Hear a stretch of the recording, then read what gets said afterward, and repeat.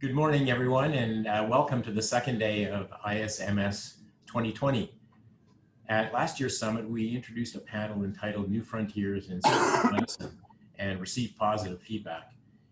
In thinking about this year's agenda, we recognize that there have been a number of interesting advances, either contributing to current topics in space medicine, or in some instances, presenting new topics worthy of discussion.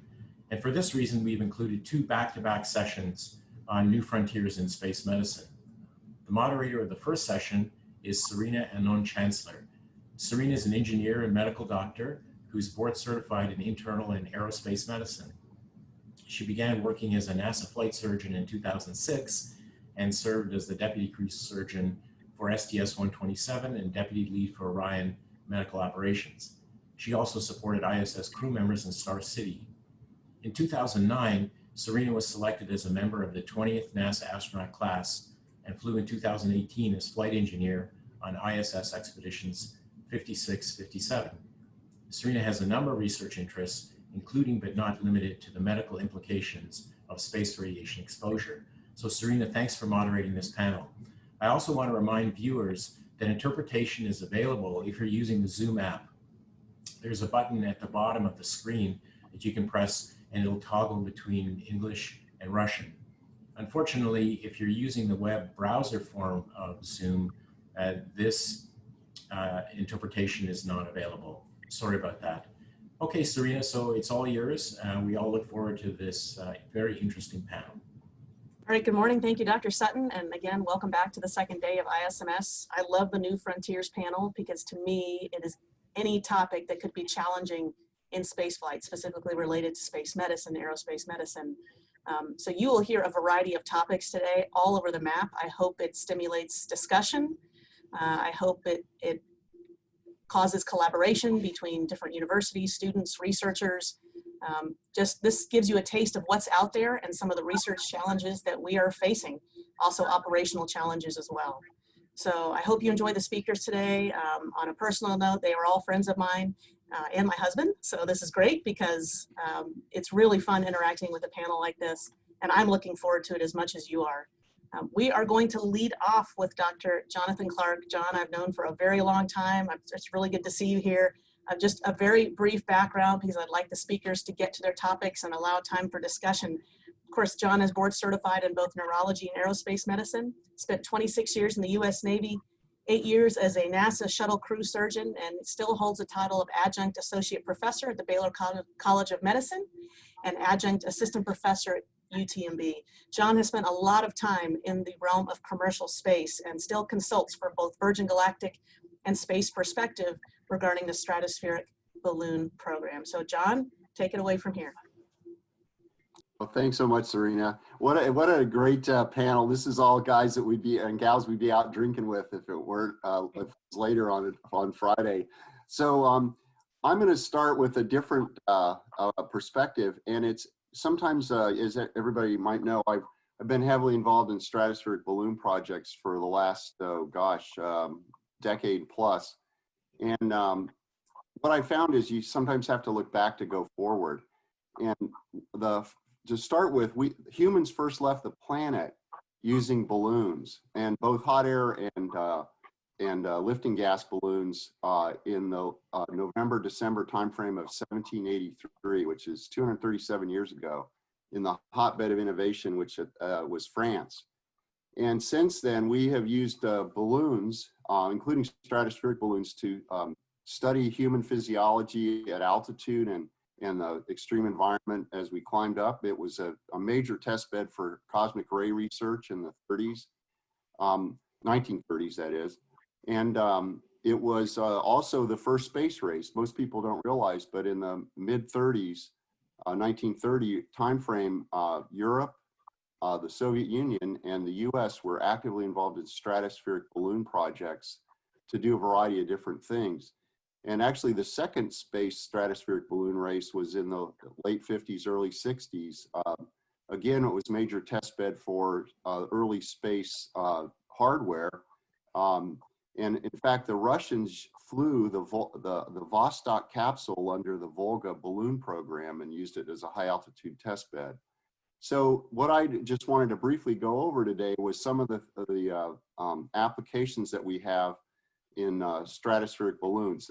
They're heavily used by commercial and military and government space research programs because it's a cheaper way to get payloads into a near space environment. So the near space environment is basically in the realm of 30 kilometers, around 100,000 feet. To get to the stratosphere, you just have to go to 50,000 feet or 15 kilometers. And so right now, there's a huge amount of research that's being done. For example, NASA and ESA have both used balloons to test inflatable decelerators. And just recently, it was like 2015, 2016, the use of the inflatable aerodynamic decelerators that would be used for a Mars aero capture were tested using the balloon as a first stage, and then the second stage was the rocket. So interestingly enough, actually, there are several companies that are currently doing human stratospheric balloon mission development. One's in Europe and Barcelona called Zero to Infinity, and the other one is a company I'm involved with called the Space Perspective, based out of Cocoa Beach. And they'll actually be launching from Kennedy Space Center, going up to 100,000 feet. It's about a 2-hour ascent to get into that realm, 2 hours floating, and then 2 hours coming back down and landing either in the Atlantic Ocean or the Gulf of Mexico. Very similar to what we're using for the SpaceX recoveries. And interestingly enough, the crew recovery team for SpaceX is also being used for this balloon operation. So I just wanted to introduce this new area of near space as a test bed for analog, an analog environment. So we're not in competition per se with suborbital space, commercial space operations. We're kind of a force multiplier. It's going to be a little bit cheaper, actually a lot cheaper. And because there's no launch loads or reentry loads, you can take people who are much less capable of the opportunity to fly in space, but they'll still get to see the view. The interesting thing is at 40 kilometers, which is like 130,000 feet, the curvature of the Earth is very close to the curvature at 100 kilometers. So you're going to get to see the curvature of the Earth. You're going to get to spend a fair amount of time going up and down, 6 hours for a full mission scenario. And because of that, you're going to have the opportunity to see the Earth from the perspective of astronauts, but not having to go through the launch and reentry loads. So I see this as a major opportunity to expand space to the everyday person. Now, they won't be called astronauts or cosmonauts or taikonauts. They'll be called strattonauts, which is actually a term that was, there's a book called Strattonauts. But anyway, if any of you are interested, please contact me. I'm part of Baylor College of Medicine. We actually have some student projects involved in this. One of the areas that we're pursuing is the interest of vacuum of space, which physiologic limit of space was considered to be the vapor pressure point of water. And actually what we found is there's a more austere condition, which is about twice the altitude. And that is where water boils and freezes at the same time. So more about that. So anyway, I'll pass it over to the next speaker. And if you have any interest or this, please can contact me. Don, thank you so much.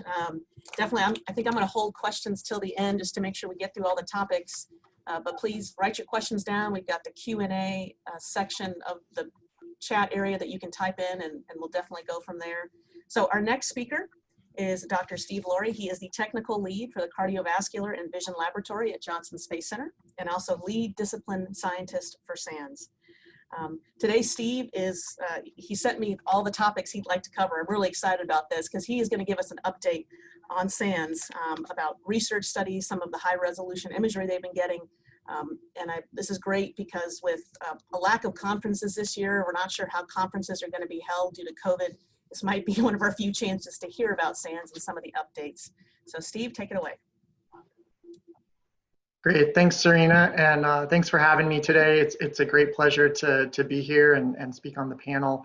We had an opportunity to come join the panel last year, and I'm excited to provide an update of what we've been up to over the last year. So I lead a lot of the research at Johnson Space Center for the Spaceflight Associated Neuroocular Syndrome, or SANS. And this past year, we finally got some of the first publications came out from the first study that was started to study SANS after that seminal report. The Ocular Health Study was the first research study that stood up just trying to figure out and characterize what was going on. And so those data now are finally starting to flow into the literature.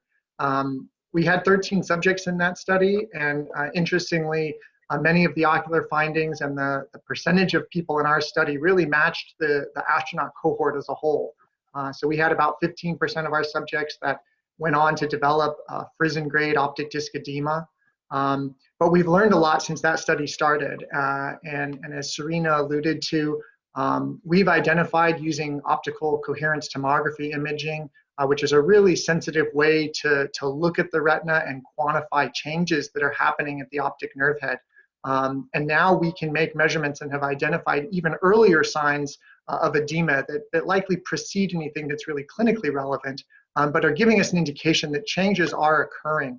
And we see that in about 70% of crew members. So we know this is occurring, and as we look forward to more one-year-long missions, we're looking forward to see, as we extend from 6 months to 1 year, are we going to see a progression in that edema? Are we going to see more of it develop into clinical edema?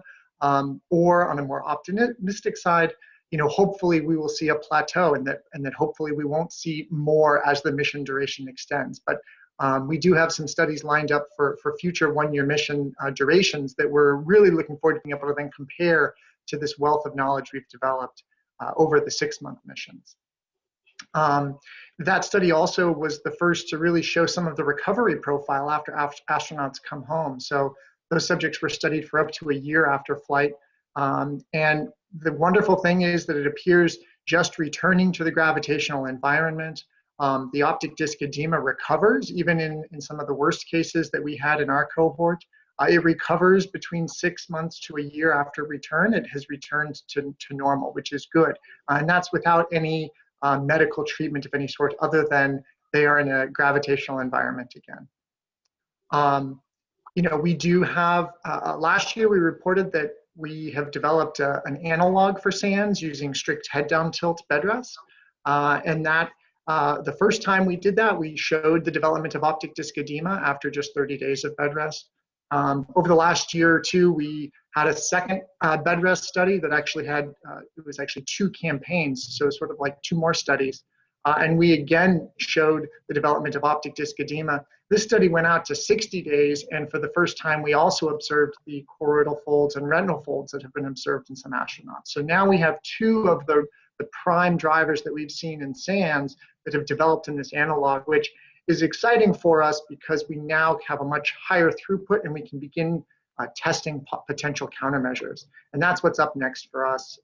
Next spring in 21, we'll be returning to the German Aerospace Center to do another bed rest study, which has multiple arms to it, to begin testing countermeasures. Lower body negative pressure is the first one on deck, and we'll be having subjects do that for an extended period of time every day to see if we can reverse the headward fluid shift and if that can prevent the development of these ocular changes. So that's kind of a big overview. The only other piece I'll mention is, there have been these brain changes, structural changes that have developed and have been reported now by, gosh, I think 4 different groups in both astronauts and cosmonauts. So it's really nice to see the same finding come up multiple times. It really gives you confidence that what people are measuring is real. There's still a lot of questions about what's causing those changes and the clinical significance of those changes. But interestingly, we did see some of the similar, the lateral ventricular enlargement that has been seen in astronauts. We've also seen that in our bed rest subjects. So I think we have a nice analog that's really going to allow us to quickly and in a very controlled fashion try and start unraveling more of the mechanistic side of SANS and test countermeasures simultaneously. So that's an overview on the research side. Steve, thank you so much. I wrote down about 14 questions. I won't pummel them with you. I won't pummel you with them now. I'm going to save them to the end and see what other people come up with. But that was fantastic. I needed that update, I think, probably like everybody else did. So shifting to our next speaker, it is Dr. James Pavela. He is currently a NASA flight surgeon at the Johnson Space Center. He is Space Medicine Clinic's lead for venous thromboembolism and also the Human System Risk Board operational risk custodian for the concern for venous thromboembolism in spaceflight. That was the intro he sent me. He does so much more than that. I've known James for a very long time. And more recently, we've been working together regarding the COVID risk at JSC and the multiple cases and problems and solutions and new algorithms we've had to come up with for the center. So that, I think, is encompassing a lot of our time right now, as is everybody else's. So James, take it away. Yeah, thanks, and good morning. And as you know, COVID has some relationship to venous thromboembolism. So hopefully we don't have to deal with that relationship. We can just read about it in the literature or deal with it on the wards. Anyway, thank you for the opportunity to present this brief update on the vascular considerations of long duration spaceflight. And before getting started in earnest, although we have a short amount of time, the identity of the astronauts that have been in the publications recently haven't been widely announced or known. So I'm going to do my best to avoid identifying details, and if there's questions or discussions, I may have to defer if there could be potentially identifying information. Anyway, in late 2019 or in early 2020, there were two publications regarding NASA's recent experience with venous thromboembolism, which seems like a lifetime ago because of the pandemic, but it's still kind of fresh in our experience for sure. And this, I think, to my knowledge, is the first time we've seen a deep vein thrombosis in a crew member on orbit, and certainly our first experience with subcutaneous injected anticoagulation, which in our case was enoxaparin, and then a transition to an oral anticoagulant, apixaban, and all the risk that goes along with those medications. Now, the diagnosis was incidental to the fluid shifts investigation, which, full disclosure, I'm not a member of and was not a part of. And my understanding was their goal was to evaluate the cerebral venous drainage of the astronauts in orbit to see if there was a relationship with SANS. And due to crew time, only the left internal jugular vein was identified, which is interesting because that seems to be the most effective vein. We know now certainly that the left side appears to be more effective, and terrestrially, the left side is usually diminutive. Most of the cerebral venous drainage goes through the right side. Now, the time of publication in 2019, only 11 astronauts who participated in the study had been analyzed. And at the first ultrasound session, which was approximately 50 days after launch, it was found about half of those astronauts had stagnant blood flow, defined by the blood flow velocity on Doppler waveform. Now, stagnant blood flow is a risk factor for thrombosis, according to Virchow's triad. And indeed, the researchers noted the abnormality, and there was a clinical follow-up ultrasound on one of those crew members and a diagnosis made of an upper extremity DVT. And on retrospective review of that data, they suspected it may have occurred in another subject. Unfortunately, we didn't have any follow-up on that subject. That person had already come back to Earth. That person was followed up. There was nothing found, but that was, of course, months later, months later. And so they were in the gravity well, and so they could probably did not have an affected IJ anymore. So I'm going to really focus on the one case that we've seen clinically. And there was three unique features, I think, that are relevant to characterizing the risk going forward, and it has influenced how we do surveillance. First is the incidental nature of the diagnosis. There was no overt symptoms that we know of. Certainly there was kind of an extended left external jugular vein. Hard to tell if that's related to the clot or if that's just related to the fluid shifts. Second, the appearance on ultrasound of the clot may have some clues for the risk that we're seeing in microgravity. First, there was subacute, which is typically defined as within the first few weeks of a clot. And that has helped define our risk window for surveillance. So again, the fluid shifts investigation started around L plus 50 days. This was a subacute clot, so probably within 2 or 3 weeks of that. It was almost fully compressible, which does impact, I think, the risk for embolization. Is soft clot perhaps less risky to the pulmonary vasculature than a hard clot? It's hard to know. And we have had quite a few conversations with our partners about the diagnostic implications of an almost fully compressible clot versus one that's hard. typically in terrestrial ultrasound, they do 2-spot compression ultrasound. Of course, we're doing Doppler waveform to diagnosis. Now, the upper extremity is a unique case. Terrestrially, we do look at Doppler waveform for diagnosis. And finally, on the ultrasound, it was obstructive in the distal 4 centimeters of the internal jugular vein, which is right next to the valve. Typically, DVTs do occur near the valves in the veins. But it is relevant because there was concern at the time for extension cranially. Could this, because of fluid shifts, cause, for example, a cerebral sinus thrombosis? I think that was part of the rationale impetus to treat.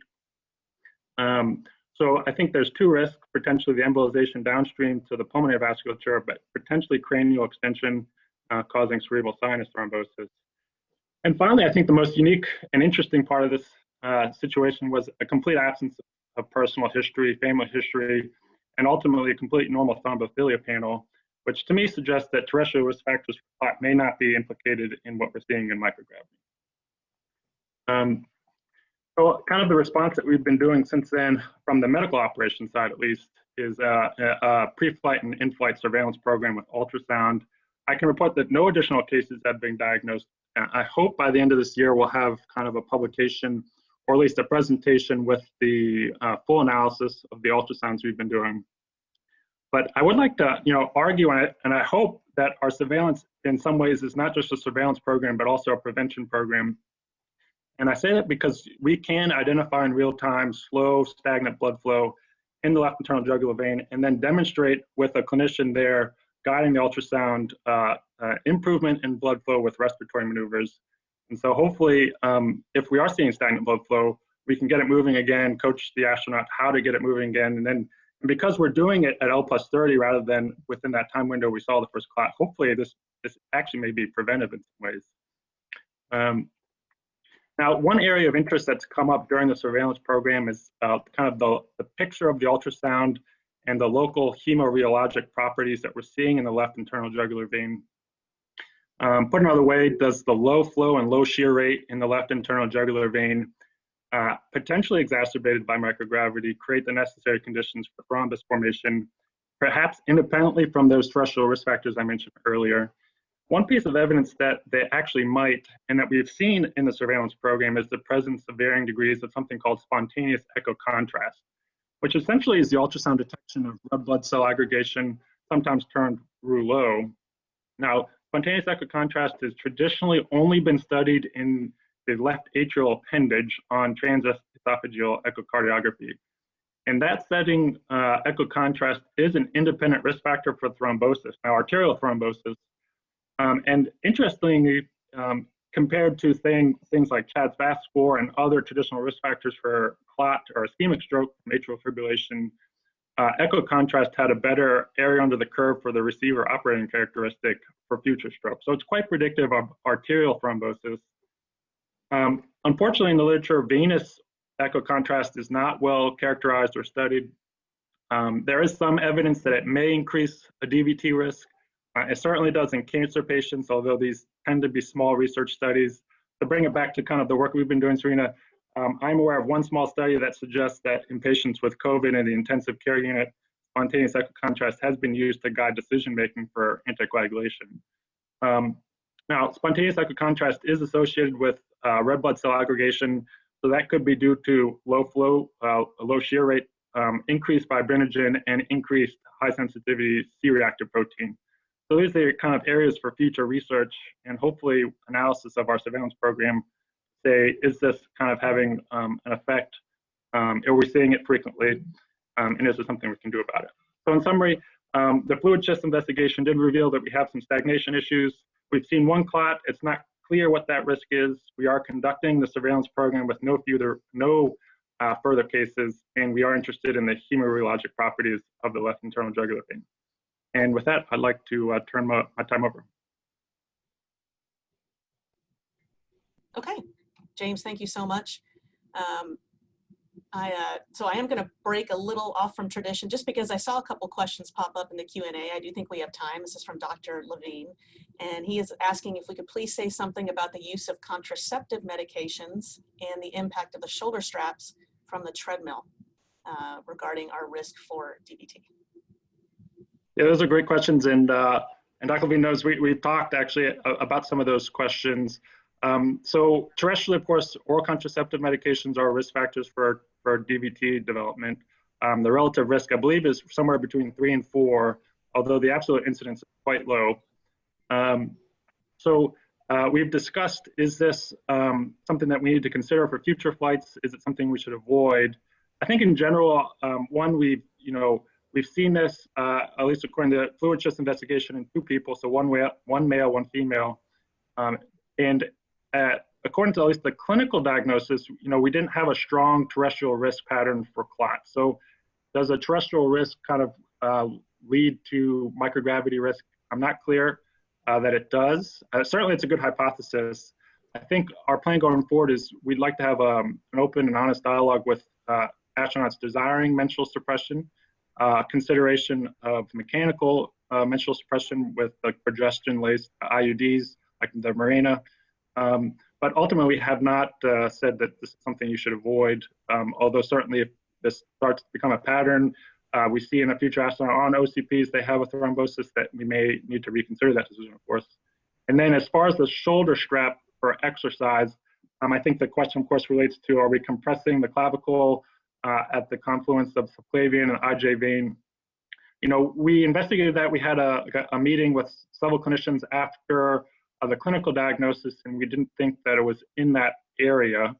And we have not avoided or changed that strap position at the moment. And again, we haven't seen it again. I think an interesting research question might be to do ultrasound during exercise to really rule that out as a potential obstructive point. But right now, we think, at least for the exercise strap, it's lower risk. Thanks, James. And then 2 more questions that popped up, and then we'll move on to the next speaker. One from Dr. Danny Carroll. Hello, Danny. Had the crew member with the IJ clot been exposed to LBNP or any other factors that might extrinsically alter hemodynamics? And are there any circulating markers of endothelial damage in association with the clots? And that's from William Lee. So for the first question, my understanding, as soon as the abnormality was identified in the fluid chest investigation, the subject was pulled, so there was no exposure to lower body negative pressure. And as far as markers of endothelial damage, I'd probably need, and I'm not sure there's a specific one you're interested in. We're limited, of course, in laboratory investigation. Some blood was frozen and returned. If you could give me a specific example of which marker you're interested in, I might be able to comment further. But in general, no, I don't think there were markers of endothelial damage. All right, thanks, Dr. Pavela.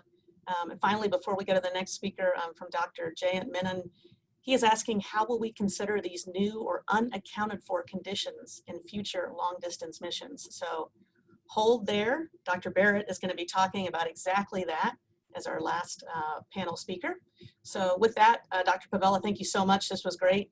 Keep popping your questions into the Q&A box, and I will mark which ones we've answered. I'll try and get to everybody as best I can. But we are going to move to the next speaker.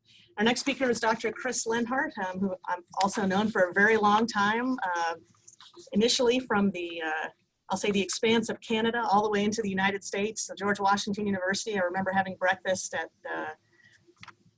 Founding Farmers there, Chris. I actually remember what I ordered. I think it was the oatmeal. But anyway, I've known Chris a very long time. He is the element scientist for exploration medical capability of the NASA Human Research Program. He is also senior faculty in the Department of Emergency Medicine and Center for Space Medicine at the Baylor College of Medicine. Chris provides scientific leadership and guidance to a team of clinicians, scientists, and engineers who are working on medical system designs for the Moon and Mars. And I believe today Chris is going to touch on Gateway and medical requirements. And just as a reminder, Chris, if you could tell people what Gateway is. We've got about almost 90 attendees, and I don't know what their backgrounds are, so that would be fantastic. It's all yours, Chris. Absolutely, I will happily do that as I go through my talk. One of the things that I wanted to stress here, first of all, good morning, and thank you for the invitation to be here today. It's a pleasure to speak to you all. One of the areas that I wanted to focus on was that the purpose of exploration medical capability, and the reason that we are in the Human Research Program, is because we are trying to focus all of our attention on deep space exploration missions. And so that includes sustained lunar operations, and it includes ultimately Mars. And the goal of the Human Research Program is very focused on how do we protect the human system sufficiently for a Mars mission, not only to bring them home alive and healthy, but also to help them be productive along the way. And so our focus on sustained lunar operations and on the Gateway spacecraft in particular is very much connected to that. And so the Gateway spacecraft, there's a lot of interesting discussion about what we should actually call it. Some people say it's an outpost. Some people say it's a small space station. It is a spacecraft that will orbit the moon, that will have people on it for extended periods of time as the missions become more complex, and will enable those folks to perform science and research and operations in lunar orbit, but then also enable them to perform lunar surface operations as a pushing off point to the lunar surface and potentially eventually Mars. And the reason that XMC is focused on Gateway is because studies have shown and analyses have shown, and logically we know that long duration, long distance missions are going to have higher human system risks, and they are going to have higher medical risks, but they're also going to have significant resource constraints. We just can't send as much stuff as we want to send. And so the question then, the research question from an XMC perspective is, how do we increase capabilities in a smaller space? And the way that we are looking to do that is by trying to optimize system design. And I specifically am referring to not only a medical system, but ultimately an integrated crew health and performance system. Those systems need to be part of the vehicle and incorporated in the design of the vehicles from very early stages. And ultimately, something that I've heard many times from different astronauts that I've spoken to is we also want to increase crew self-reliance. And ultimately, we want to decrease the amount of input that is needed from the ground in order for the crew to accomplish their mission. And so those three factors, we believe, are how we're going to increase our capabilities in future missions. Our vision in XMC is to try and push the boundaries of space medicine and technology. And so we are focusing on exploration, and we are trying to help come up with the best ways to design new systems. And so what XMC has actually been doing over the last few years is using systems engineering processes to develop medical system requirements recommendations that are attached to or focused on sustained gateway operations. And so Dr. Paterini and his team have been focused very, very much on how do we do what we have to do right away for initial operations for both the gateway and the human landing system. And we have been trying to focus our attention on the long-term objective, which is to use the gateway spacecraft as an ability to simulate Mars missions. So months in orbit around the moon, weeks to months on the lunar surface, and months potentially again on the gateway spacecraft. And the idea there would be that you would essentially end-to-end try and simulate a Mars mission in terms of duration and deep space exposure using the lunar vicinity. And so our medical system requirements are based upon NASA standards, as many agency level references and documents we can get our hands on, and hopefully the best available evidence that we can find. And our group has been trying to identify the conditions that are most concerning and trace those conditions to system functions, capabilities, and resources that are needed in order to maximize our ability to treat those conditions. And we ultimately then capture all of that information in a system model, which we can use to communicate with engineers who are ultimately designing these systems, but also we can use to identify all of the interfaces between a medical system and every other vehicle system. And so that includes environmental control and life support systems, as well as others. Our objective ultimately is to try and use the Gateway spacecraft as a future medical capability testbed environment. And we want to integrate our human system research needs with our medical needs, because we're not going to be able to take two different systems and use those combined integrated systems to test out and perform high fidelity simulations of Mars missions and demonstrate that we can safely and effectively have astronauts in deep space for long periods of time and decrease their reliance upon Earth so that they are better able to care for themselves in their space environment in a way that would simulate what it would be like if we actually went to Mars. Thank you. Chris, thank you so much. That was fantastic. It opens up a host of questions. I know people are aware we are trying to get boots on the ground by 2024, a very ambitious schedule, and we're going to get there. And these questions, these topics are going to come up, and if we don't start thinking about them now, I think we'll be caught off guard. And certainly, as you said, we have got to use the moon as a test bed prior to heading to Mars. We're not just going to the moon to go to the moon. We are going to the moon for a variety of reasons. One of those is to test the hardware, to test the systems, to test the human before we push farther. So, Chris, thank you so much. Again, we're collecting questions in the Q&A screen. If you've got any, please throw them in there. But next, I'm going to move to Dr. James Paterini. Dr. Paterini is an operational flight surgeon at the NASA Johnson Space Center. He is board certified in both internal medicine and aerospace medicine. And he served as my prime crew surgeon for Expedition 56 and 57. And James, there is nothing harder than being an internist for an internist. But we had a great time. He's a fantastic flight surgeon. He is also the lead physician for the Artemis Human Landing System Development and now the program medical officer for HLS, Lunar Gateway, and the XEMU, which I can think of nothing more exciting than working on going back to the moon. I'm very jealous. He's been a dear friend for a very long time. And he's going to talk to you about medical challenges in the lunar arena, as well as many other things. He's got about 18 topics he wants to cover in about 7 minutes. So James, go. Got it. Thank you for that. What I'm going to do, and first off, I'd say there is nothing more exciting than working on getting back to the moon. It's fun every single day. For about the last year, we've been focused on the human landing system, and first writing those requirements. Second, public knowledge, we've got three great teams of companies working on developing three very different designs. We're about to go through down select and select the two that are going to be in the race for 2024. So it's a very, very exciting time.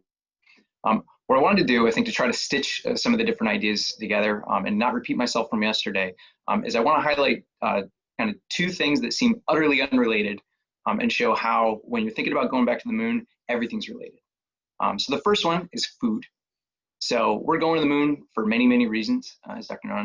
Chancellor just said. One of them is to do EVAs, right? So EVAs take a lot of time. They're very hard. So we have NASA Human Performance Standards that recommend 200 additional kcals per hour of EVA. So if you're thinking an ISS duration 8-hour EVA, that's an additional 1,600 calories you've got to get into your astronauts over baseline. Now on ISS, even with our like highest ops tempo EVA schedules, generally you've got a day off between your EVAs. Often we've got several days off, maybe even a week. So you got plenty of time to play catch up if you can't get everything into you need on your EVA day. If we're going to the moon, especially with the 2024 mission, we're looking at 6.5 days on the surface of the moon, during which time we're hoping to pull off between 4 and 5 EVAs. Doesn't leave you much downtime. And so that presents, some challenges. If you look at our typical ISS menu, just the mass and volume that you would need to fly the total number of calories you'd have to get into your astronauts to get their baseline requirements plus that 1,600 extra potentially is a real problem for vehicles that, if you think back to Apollo, the same problems that were there, same challenges that were there, are there today. These vehicles have to go very far. They have to do a lot. They have to get down to the surface and then back all the way up to Gateway. As Dr. Lenhart mentioned, the Lunar Gateway is in a funky orbit, so it's near rectilinear halo orbit, which means it takes a lot more energy to get from its closest approach to the moon down to the surface of the moon and then back. It lets us go to a lot of different locations in the moon, very interesting ones like the South Pole, that we weren't able to do for Apollo, but it comes at a cost, and that's an energy cost. And so mass and volume, even the mass and volume of your food, right, is something that we track very closely, and it's a problem that we need to solve, especially if we're saying up to potentially 4,000 calories a day, you got to be providing for your crew members to eat. This also goes to time management. And so if you're thinking about your day, right, an 8-hour EVA, crew day is dominated by, you wake up, eat something quickly, prep for the EVA, you're out the door time, then you come back in, you have to repressurize your cabin, do all your cleanup activities. We're going to deal with all the lunar dust that they're going to track back in and clean the suits off, clean up the area, prep and study for the next day's EVA, and then hopefully eat something and then get some sleep. And we guard sleep time, vigilantly here at NASA, because we know that that goes to crew error and exhaustion. And especially over the course of a single week, we can't really be pushing it off to later, because like I said, we don't have those recovery days. We're not anticipating a lot of them when we go back to the moon for these initial 2024 missions. So really what you're saying is the total number of calories you're trying to get into your crew and all the macronutrients that come along with that, you're going to have to find a way to get into your crew members, generally over the course, when you look at the timeline of the day, 2 30-ish minute meals. And that's pretty darn hard to do. So that dovetails into time management. And there's another big thing that seems utterly unrelated that feeds into time management. And that's, what's this atmosphere composition going to look like for these landers, right? So for ISS operations, crews that sitting at sea level pressure and sea level oxygen, that means that every time you watch on TV our astronauts go out for an EVA, before they step out the door, they have spent 6 hours in a pre-breathe as we slowly bring down the pressure, bring down the total pressure. And the reason we do that, along with an oxygen pre-breathe and some light exercise, is to keep their total risk of decompression illness under a bar that we've set internally to an acceptable level for serious DCS, which we say is under 15% of risk of serious DCS type 2. So with that, bringing that same bar with us, if you look at 6 hours before you even go out the door and the desire for an 8-hour EVA, that really doesn't lend itself to a lunar mission when you're thinking about, hey, we're going there to do EVAs. We're going to do 4 to 5 over a week. Now, Apollo had these exact same considerations. Apollo solved it by adopting 100% oxygen atmosphere at around 5 psi. That comes with some flammability concerns, right? We're going a little different direction for Artemis. We're looking at atmospheres between 8.2 and 10.2 psi with varying percentages of oxygen. And that allows us to buy down that pre-breathe time to get to, kind of a happy balance. We'll still be left with a little bit of a pre-breathe almost no matter what we do, but it allows us to buy back some of that crew day time to allow times for all that prep activity, all that study, more time out the door, and more time to eat your calories. So these things, I think of, we've got a whole team, the EVA IPT is working diligently on how we scope the risk and how we craft the provider-specific timelines for their different atmospheric compositions for EVA days.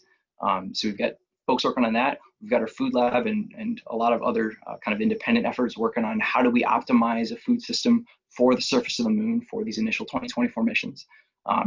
These things are utterly unrelated, but I'm telling you, when we put the timeline together for those days on the moon, and we're looking at those right now, they all feed into each other, and every single thing is important. So with that said, I'd say just to leave kind of, I know we're getting questions. I'm going to put some questions out there, things that I often get asked, and things that I will say we don't know, we wish we knew the answer to, but that going back to the moon is going to help us answer. I think the first one is, hey, we've heard about SANS and what we're learning about SANS. Biggest question for me is 1,6G enough to offset that risk? And it depends on what the underlying etiology is, right? We've heard from Dr. Pavela about the vascular risk. Is 1,6G enough to increase that vascular mobility to the point where we aren't buying the risk that we are in microgravity? The biggest one for me, which again, I will say I get asked this about every week, is, hey, we spend about 2 hours a day, 6 days a week, which is really precious crew time, exercising on the International Space Station to offset the deconditioning effects of microgravity, for bone, muscle, right? Is 1,6G enough to buy back some of that? Are we still going to need to exercise like we do in pure microgravity? Or are we going to get some bang for our buck just from spending time and doing those EVAs at 1,6G? The answer is we don't know. And if I'm a betting man, I would say that 1,6G is closer to 0 than it is to 1. So I think we're still going to need some help. But going back to the moon is going to help us answer all of these things. So it's an incredible, exciting time. Everyone here is very passionate about getting back to the moon. And I'm honored to work on it. All right, Dr. Paterini, thank you so much. That was great. I'm sure that stimulated a lot of questions. I'm going to hold off on those questions for now. We'll keep them in the Q&A box. And we are going to move to our next speaker. Our next speaker, absolutely honored to introduce Dr. Jeffrey Chancellor. He is a professor in the Department of Physics and Astronomy at Louisiana State University, and also the director of the Space Radiation Transport and Applied Physics Laboratory, or Spartan Lab. He's also an adjunct assistant professor at UTMB. He currently has 5 grants, with 3 of them from NASA, focused on understanding the human and hardware risk from space radiation. He also has current partnerships with industry and other government agencies, which are currently investigating and focusing on the impacts of space radiation and protecting critical hardware assets during spaceflight. Space radiation is one of our biggest risks as we push forward towards the moon and Mars. So, Dr. Chancellor, take it away. Good morning. Thank you for having me here this morning. I'm going to keep my comments relatively brief since I'm the only non-biologist or physician on the panel. I don't have much expertise in this area. Plus, I would like to save lots of time for question and answer, because I think that's a better way to engage the conference and keep them interested. But what I do want to point out is, in the spirit of the name of the panel, New Frontiers in Space Medicine, that there still is a lot of uncertainty with what is considered one of the most limiting and biggest human health risks to long duration space exploration. And so we still need to engage the medical community, physicians, to partner with the biologists and the physicists and the radiobiologists to do research in this area, because it's not a single discipline risk. This is a whole body physiological detriment to human health. And so it should be a multidisciplinary approach to understanding what are perhaps the clinical outcomes in humans to exploration astronauts as we move forward to possibly exploring the moon and Mars.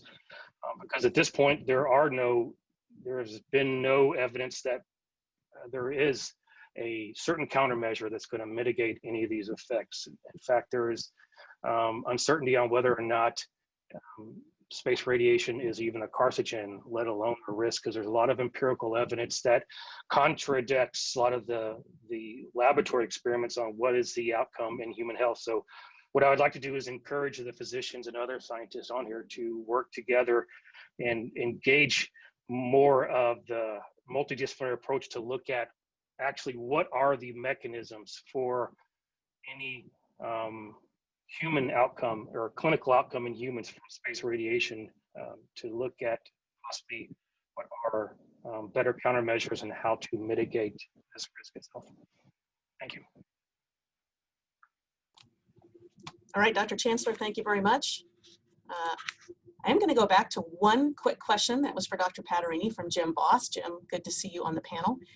His question is, why the extra kilocalories on the lunar surface, since it should be easier to work in 1/6 gravity?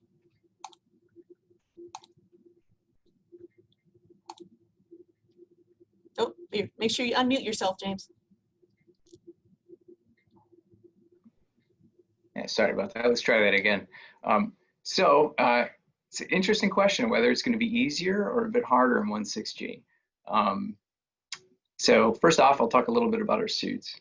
Our suits are quite massive compared to the Apollo suits. That's a bit of a trade-off though, because they're, I would say, a few orders of magnitude easier to work in and move around in. With that said, it's a lot of mass you're still lugging around. And 16G, especially with all the geologic activities that the crew is going to be doing, we're anticipating is still going to present a big metabolic hit to the crew. So I think the assumption that it's going to be easier than microgravity, I think, is not something that we're willing to sign up to right now. We are going to be doing a whole bunch of work in the neutral buoyancy lab to suss out 16G and how it is to work in that environment as best we can here. Also, over in Building 9, we've got a weight offloading system that is going to help us suss that out a bit. But our going-in assumption right here is that we are absolutely going to need a significant caloric payback for the time spent out the door. We also have some guidelines for in-suit nutrition, which is interesting. So, there were some early efforts at in-suit nutrition back on shuttle and ISS. We've gotten away from that. On ISS, like I said, crew tend to eat before a snack, small breakfast before they go out the door, and then they really tuck in when they get back inside. Again, when you're looking at 4 or 5 EVAs over the course of a week, we may not be able to do that, or at least rely only on that. We've got some guidelines and recommendations for providing in-suit nutrition. And right now, our position is that if you're out the door for more than 4 hours, we would like to be able to provide the crew with a caloric, source in the suit for those back 4 hours. So that's how we're approaching surface EVAs at this time. So one last thing about the suit is I just say is one of the things I love about the suit, and it buys us a lot, is the ability to have a variable pressure profile. So the pressure profile for the XEMU, our new suit, is going to be very comparable to what crew are used to from ISS, the 4.243 PSI, but we have the ability to dial it up all the way to 8.3. And so what that means for us is that we talked about pre-breathe a bit and how we use our time management. I'll tell you that fighting against an 8.3 PSI suit is non-trivial. No one wants to do that. At the same time, if something were to go wrong, we were getting into a DCS picture in the field, the ability to bring that pressure to bear almost immediately is a capability it's almost hard to put a price on. It also means that if there are some things that are doable that are maybe a little easier in 16G, like ambulating, so not working with the gloves really, where it's just where the pressure tends to bite you. But if you can ambulate in the suit easily enough in 16G, perhaps instead of spending our minimal pre-breathe time inside the vehicle, we could spend some of that time in the suit at that higher pressure profile and then buy it down as we translate to our work site and then get down to 4.3 by the time it's time to use your gloves. So those are the considerations. And James, just a question for me. Once you utilize the suit, let's say for an episode of DCS, does that negate use of the suit further, similar to our protocols now? Does that down the suit at that point? Unmute yourself. Sorry about that. It does not. And that's one of the things that we like about this. So for ISS operations, we actually have a piece of hardware. So I know you know this, Serena, I'm saying it for everybody else. A piece of hardware that allows us to overpressurize the suit, which really decertifies it for future use. Because the nominal pressure range for this suit can go all the way up to 8.3, we can dial it up to that in the field and then stack that pressure right on top of the cabin pressure provided by the human landing systems. And so you get your cabin pressure plus your suit pressure, and you haven't deserted your suit at all. Awesome. All right, James, thank you so much. Absolutely. All right, moving to our next speaker. It's my pleasure to introduce Dr. Liz Warren. Liz has been a good friend for a very long time. She is the Senior Program Director for CASIS, the Center for Advancement of Science in Space. This is the organization that manages the ISS National Laboratory. She is a physiologist and has been involved with microgravity life sciences research for nearly 30 years. And today she's going to tell us about regenerative medicine research in space for life on Earth. And on a personal note, the number one person I called when I was on orbit was my husband. The number two person was probably Dr. Paterini. And the number three person was Dr. Liz Warren, because experiments would come up and we wanted to film the crew working on these experiments and have all the background. So Liz got phone calls at all hours asking about science, and I needed more detail and this wasn't enough. And Liz absolutely always answered the call. So Liz, thank you so much. And it's over to you. Absolutely. Thank you, Serena. So this is going to be a little bit of a different topic, but I think it all kind of ties together So today I'm going to talk briefly about regenerative medicine research on the ISS to benefit life on Earth. That's essentially regrowing, repairing, or replacing cells, tissues, or organs. But of course, this has some applicability to astronaut health and some of the very things that Dr. Chancellor was mentioning, understanding mechanisms and getting a really good idea of what's going on at the systems level that maybe we can study in some different ways rather than, or before sending an astronaut. So I want to back up and, basics, stem cells, they're, unique cells in our body that can develop into other specialized cells like neurons or cardiomyocytes. In the laboratory, we can take some of your cells, maybe blood cells or skin cells, revert those cells back into stem cells, and then reprogram those cells to become cardiomyocytes, for example, to treat or repair tissue after a heart attack, for example. Now, one day, stem cell-based therapies may be much more widely used to treat a variety of maladies. We're not quite there yet. Obviously, there's a lot of limitations with stem cells. That includes growing enough for a stem cell treatment, keeping the cells from differentiating before it's time, safe cell sources is a really critical area right there. So there's a lot of research into stem cell therapies right now. Some of that is even occurring on the space station. Why space? Is there an advantage to culturing and expanding stem cells in space? It appears so. There also are reports that pluripotency, that's the stemness part of stem cells, is maintained in microgravity.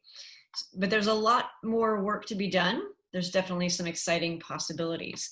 And some of the applications of stem cells include biomanufacturing of tissues and organs using 3D bioprinters. And because the cells are from the individual patient themselves, if you are able to generate some tissues or organs, there's no concern for immune rejection of an organ. Now, terrestrial 3D bioprinters are very capable, but limited to about 1 centimeter of thickness. And that's because without a scaffold, angiogenesis, new blood vessels get crushed under the weight of the tissue. There's not enough time for maturation, and well, it's a big limitation on terrestrial 3D bioprinters. However, both Russian and US 3D bioprinters have been tested on the ISS. We've printed a mouse thyroid gland and also some cardiac tissue constructs, even some partial knee menisci. And of course, much more work to be done there. The next topic I want to talk about are tissue chips, also known as organs on chips or microphysiological systems. These are maybe thumb drive size or credit card sized silicone or some other biocompatible plastic device that supports human living tissues or cells in a 3-dimensional matrix with media and, most importantly, replicated mechanical forces that the cells experience in the human body, such as lung inflation, deflation, pulsatile blood flow, or mechanical loading. Tissue chips recapitulate complex human physiological responses better than standard 2D cell culture in a flask. Tissue chips essentially give cells a home away from home, kind of analogous to the way space station gives humans, astronauts, a home away from Earth. And interestingly, because we use pluripotent stem cells and tissue chips, if you take cells from a person with, say, a heart arrhythmia, the chip with their cells will have the same heart arrhythmia. That makes tissue chips really interesting for modeling disease. And in addition, you can connect tissue chips together. So you may have a brain chip connected to a liver chip, connected to a heart chip. and you're able to test responses of several organs at the same time. An eventual goal, and some people are already working on this, is tying multiple tissue chips together to have an entire human body replicated. Imagine being able to replicate your entire crew member on a chip. A lot of this funding is coming from the NIH, our United States National Institutes of Health. Why are they interested in tissue chips? Very briefly, drug testing of drug candidates, getting new pharmaceuticals from the bench to market takes a lot of time and a lot of money. Tissue chips may be a way of bringing some efficiency to that process without cutting corners. We're not there yet. Tissue chips are a pretty new technology, maybe about 13, 14 years old. That's pretty cutting edge when it comes to testing technologies on the space station. And so that brings me to the Chips in Space program. The ISS National Lab and the NIH are flying tissue chips to space now. We've started a number of investigations. And why do this? Well, if you want to study, say, a bone loss disease process on Earth in a tissue chip, it takes a long time in humans to develop, takes a long time in tissue chips to develop. But of course, in microgravity, where disease processes, or at least processes that look like disease, happen very quickly in our astronauts, we expect the same thing to happen in tissue chips. The other interesting aspect is the reversal of those processes upon return to Earth. So you're starting to see why the NIH might be interested in studying human disease by using microgravity as a tool. And then, of course, tissue chips have some very interesting implications for precision medicine for our crew members. Imagine you've got a crew member who is maybe unflown, but is going to go out to Gateway. What if you were able to send a couple of tissue chips with cells from that crew member to Gateway for a couple of months first?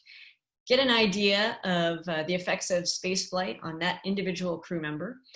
This means maybe you'll be able to customize countermeasures for that person. So precision medicine for astronauts.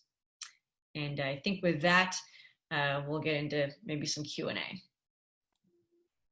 Liz, thank you so much. You probably couldn't see my camera, but a lot of us were nodding furiously the entire time you were speaking. This is one of the biggest things I've thought about recently is, could we send tissue chips ahead of time to help really create that precision prescription for each crew member? Not to eliminate a crew member from spaceflight, but really look at them as what sort of human system are they? What are their risks? What can we anticipate ahead of time? Do you see that happening? You've mentioned it. Do you have folks proposed such experiments? Have we looked at that? Well, you know, I think there's probably some people listening from HRP and from Trish. While we're not quite there yet, I believe that we're not too far away from having a potential solicitation in that regard. That may not involve ISS National Lab. It may, possibly not NIH, but maybe HRP or Trish would take advantage of this. The nice thing is we're proving out a lot of the technologies and support equipment right now on the space station. And we're making a lot of this pretty automated and turnkey. That was another goal of the NIH, to make this astronaut proof, if you will. And so this could be very easily implicated or done on Gateway or another deep space mission, maybe even, you know, probably not Artemis 1 or 2, but, you know, we could probably get these operations up and running pretty quickly if the desire is there. Very cool. I'm gonna jump to a couple questions. We're gonna go back and answer some of these in the chat box so the list doesn't get too long, and then we'll head to our last speaker, Dr. Barrett. So Liz, for you, from William Lee, have you studied 3D vascular network regeneration in space, since developing a blood supply will be critical for any organ regeneration? And do tissue chips need a vascular supply? So, and actually, I'm not an absolute expert in tissue chips. There may be another person who could chime in, but do tissue chips need a vascular supply? I think it depends on how developed the tissue is that you're sending. In some cases, it's just a monolayer or a couple of layers of cells. We also have organoids, so a little more complex. They don't necessarily require vascular supply, but they do require media and flowing media. Again, if you want to replicate kind of the more mechanical forces and physiological, true physiological responses, you do kind of want to have that flow, even if it's, you make it pulsatile or continuous. What was the other question? I'm sorry, Serena. Do tissue chips need a vascular supply? Not necessarily, but as you start to get a thicker tissue or a thicker, a more developed organoid, you definitely need to be able to have enough media and diffusion potential to get to all this, to get, you know, nutrients and remove waste from all the cells. But if you want to have a vascular model, for example, you know, you can have, you know, an endothelial layer plus all of the other supporting structures.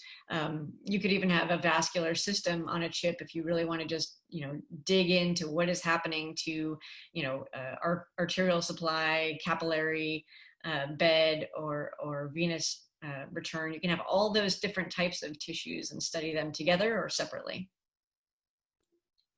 Perfect. And just so folks know, Kristen, thanks for posting this. It sounds like in the next segment, Trish is going to be talking about putting chips on the moon. So stay tuned. There's more information regarding that. For Dr. Chancellor, we've got a couple questions on space radiation. The first from Melcher and Tuanyo. Melcher, I'm so glad to hear you listening from the FAA. And his question is there evidence that space radiation is more likely to cause the type of biological damage that ultimately leads to cancer than the gamma or X-rays commonly encountered by ground-based workers on Earth? Hi, Melcher. Great question, and a complicated question to try to answer. Big picture, no. And that's because most of the evidence that shows that radiation leads to these type of damage and to significant cancer outcomes is based on occupational exposures or clinical exposures from patients being treated for cancer with radiotherapy. And they are being dosed with high doses and high dose rate exposures to either X-ray or protons or carbon ions during radiotherapy. And typically those are not whole body exposures also. They are single organ exposures where most of the effort is made to try to protect the healthy tissue versus the unhealthy tissue. So it's tough to compare a lot of those outcomes to space radiation. Just to kind of put in perspective, a lot of the doses I've seen that shows there is a risk of cardiovascular disease and lung cancer come from clinical exposures of X-rays of patients being treated where they're given up to 15 or 20 gray X-ray exposure. Compare that to ISS, where an astronaut gets about 1 millisievert per day, and probably 2 to 3 times that outside of low Earth orbit. You can see that there is a big difference in not only the exposure rate, but the type of exposure, in fact, whole body dose, as opposed to a single organ dose. Okay, and then the second question, Jeff, could you speak more about the models, animal, digital, other, and approaches used to gauge long-term consequences of space radiation in conjunction with other space-associated effects, such as microgravity? How do we predict a 40-year outcome without the cost and risk of a 40-year study? I don't know. That's a tough question. So I'll just try to break them down. Speak more about the models and approaches used right now. NASA has been limited mostly to only animal mice models. Mice as a mammalian model for discerning the clinical outcomes or biological effects in humans. I think they are trying to move on to a larger, more human-like species, but that does limit the ability to interpret some of these things that we're seeing in laboratory or exposures at a heavy ion accelerator to clinical human outcomes. Digital and other, I'm not exactly sure what that means. will assume you're talking about maybe computational capabilities. That is probably a question to ask next year because the technologies have grown significantly over the last year or two. And I think some of them are just now starting to be put into effect to start analyzing things. For instance, my lab uses high performance computers where you can take the numerical models or equations that describe the dynamics of these outcomes, and instead of trying to analyze or perturb them slightly on your desktop computer, which could take months or years, well, you can throw it at the equivalent of 30,000 desktop computers and come up with a much more realistic evaluation of those outcomes. But I think it's too soon to judge on the efficacy of those because we've just recently had the capability and are still exploring it. And then how do we predict 4-year outcomes without the cost and risk of a 4-year study? I would say that we have the best test bed possible right now in humans being flown on the International Space Station who have samples, blood samples, stool samples, urine samples, serum samples taken every week and are exposed to a similar exposure that they'll see in interplanetary space. So I would advocate for possibly looking to drive up maybe studies that would compare any markers seen in a realistic scenario in these animal or digital markers on space to similar markers in these humans who have flown to see if there is a correlation or an indication that these diseases are actually evolving some type of precursor. All right, thank you, Dr. Chancellor. Without further ado, we are going to move to the final speaker, Dr. Michael Barrett. I know Mike got a great introduction yesterday. I like to give personal notes on each of these speakers. Mike is essentially my partner in crime in the astronaut office. He is an internist, an aerospace medicine specialist, and I think daily, or at least every other day, we chat about what fires we are trying to put out with either a human system, the ISS, Moon, Mars, COVID, you name it. We run around trying to make sure that from the astronaut office, as far as our physician astronauts and the topics that we cover and provide input to, we're doing the best we can. Mike, of course, has flown on board the International Space Station Expedition 19 and 20, and also on board the shuttle. And I can't wait for this topic because a lot of you have asked about this, and Mike does one of the best jobs of synthesizing what our future risk is, how do we predict what we don't know, and how do we begin to research that or think about it at least in a different way as to the next physiologic problem we may encounter on orbit. So Mike, take it away. Thanks, Sarita. No pressure on that one, huh? I will mention that, there are, I believe, 7 or 8 MDs in the astronaut office right now, and we are organized, we are task distributed, we are very busy, but I also want to emphasize that we work fairly heavily and in an integrated fashion with our operational flight docs, who we absolutely depend on. And I think building a human spaceflight medical community, which is based broadly on the medical support, the actual flyers themselves, and the researchers, has served us extremely well. And I have a lot of optimism for the future and the trajectory of that relationship. But yeah, I do want to offer a few comments on finding the next thing far from home, which I would say has been a growing concern over these past few years. And it might offer a bit of a paradigm shift that will not be necessarily a comfortable one, because it might be an expensive one. So, our approach to kitting out our medical system for exploration and expedition design reference missions like Dr. Lenhart described, it's been based largely on our past understanding and kind of observant usage of our medical supplies on board the station and some of our other platforms. And these are based heavily on our understanding of the human and weightlessness, which, granted, is where we have spent the most human flight time. And we've added to that our best predictive models and our best minds on that. Now, you've probably heard me talk like a broken record about the need for more system-based research, and I don't want to belabor that too much, but I think there's an important carryover message there for exploration that can kind of get lost in the process of simply applying the medical issues we've seen against the backdrop of our new predictive models. So I'm thinking again of what I would consider the two main medical surprises or so over the past decade, that being SANS and venous thrombosis. Both of these were fairly profound. I would say both have significantly affected our normal monitoring and treatment capabilities that we've flown on board, and both were found serendipitously. Neither one of these were really predicted.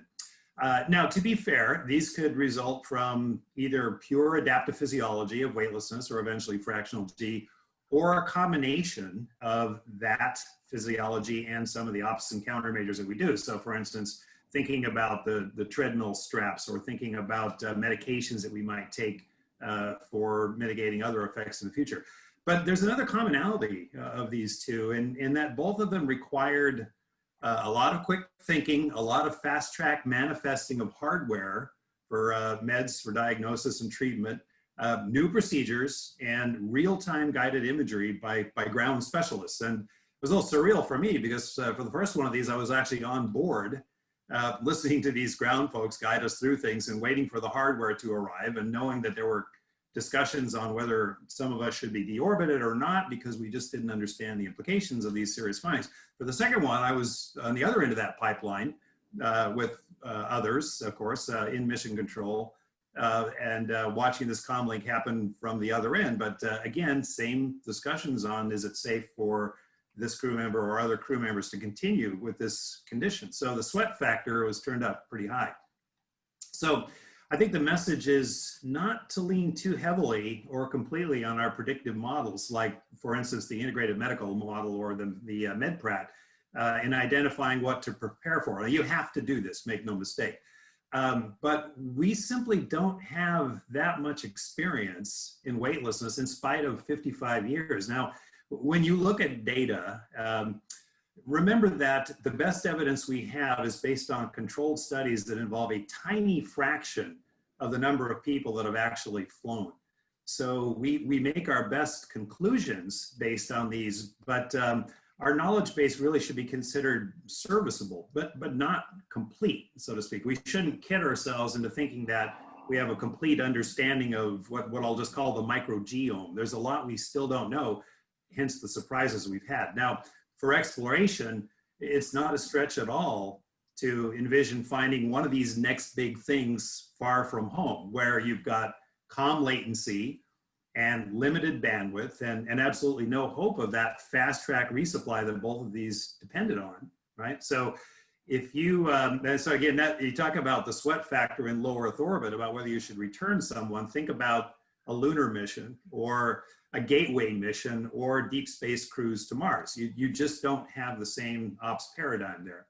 So if you have a medical system based solely on prior experience or even our best estimate, you will ignore the lesson that we're being taught right now, and that system may well fail us. So what does that mean?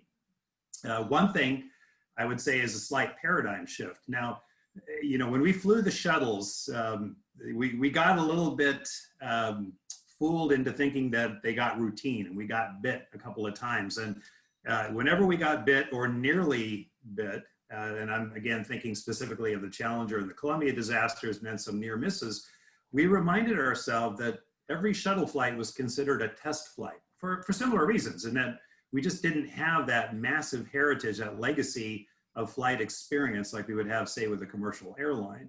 So just to channel one of our senior NASA advisors, Wayne Hale, who's, I think, been kind of a mentor to the field in general, you know, he would often say the hardware is talking to us, and we definitely need to listen. So I would say in a similar fashion, you have to consider exploration missions as human research missions.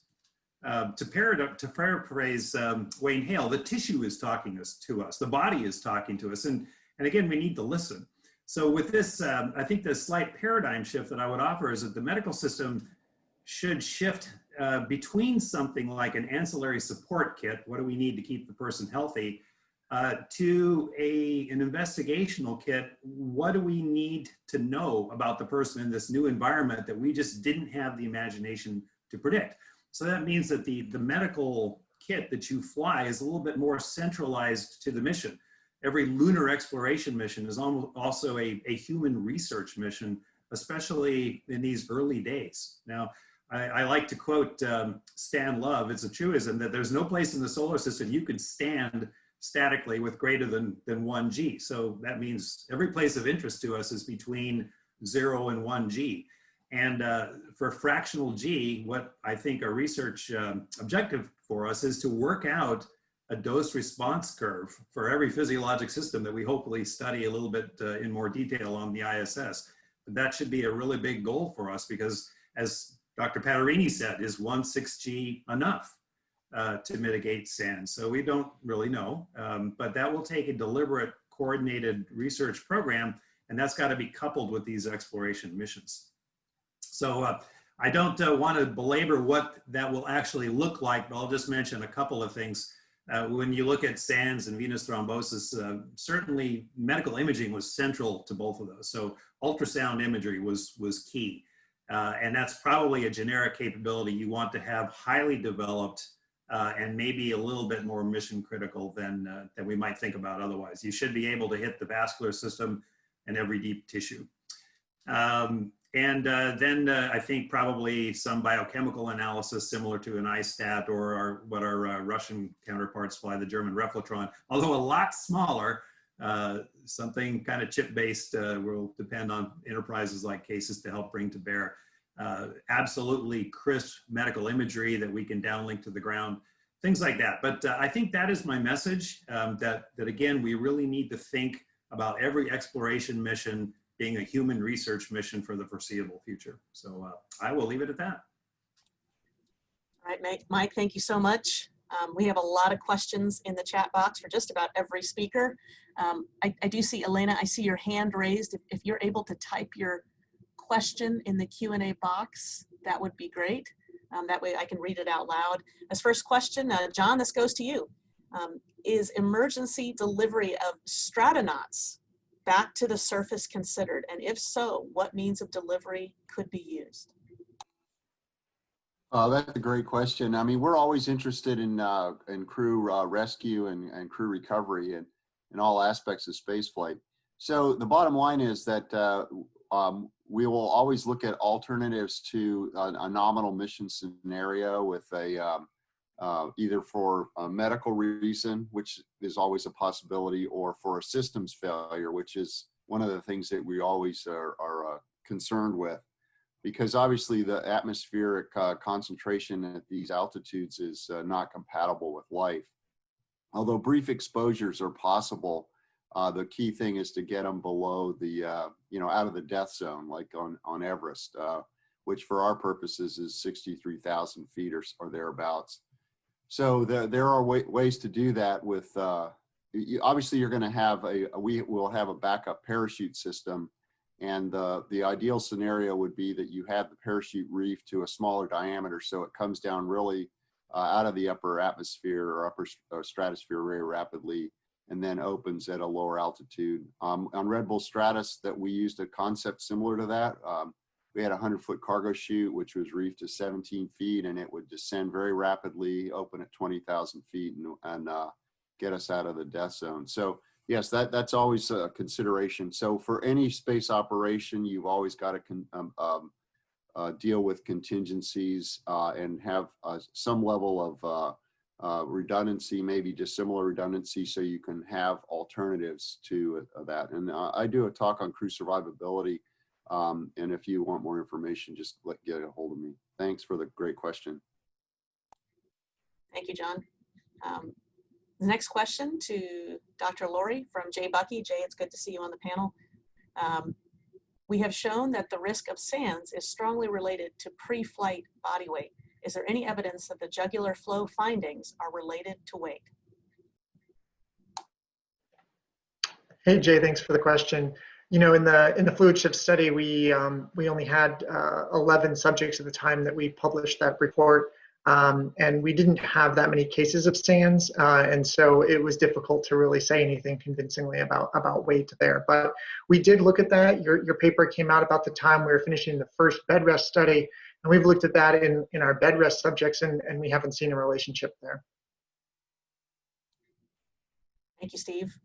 This question goes a little ways back to Dr. Pavela's talk. Is there a database being developed to examine age and gender and vascular flow in astronauts? So the answer is yes. Part of the occupational surveillance program will have the ultrasound, and we do analyze a number of risk factors. Just looking at the other questions, the endothelial markers you mentioned are not in there. I would say it's the program, at least that I'm part of, is occupational surveillance. Primary goal is to establish incidence and prevalence of thrombosis, secondarily stagnation potentially, and then we can look at associated clinical risk factors. So things that we typically are get in the clinic for associations with thrombosis. I think those would be fascinating research items. And I did see in the chat from a previous question that the question about, or the comment about stagnation. Typically stagnation, at least that we're seeing in surveillance, is very dynamic. You may see it in one cine loop of the ultrasound and not in another. We can induce it and then we can improve it. And it certainly varies with respiratory and cardiac cycles. So it's going to be a difficult question to answer. Is jugular flow associated with any one variable? Because we're going to have to standardize what temporary stagnation or inducible stagnation means. And that's kind of why I'm a little bit bullish on echo contrast, because I think that may be a marker for stagnation, even if you're not seeing it in real time. And that's all. Thanks. Thanks, James.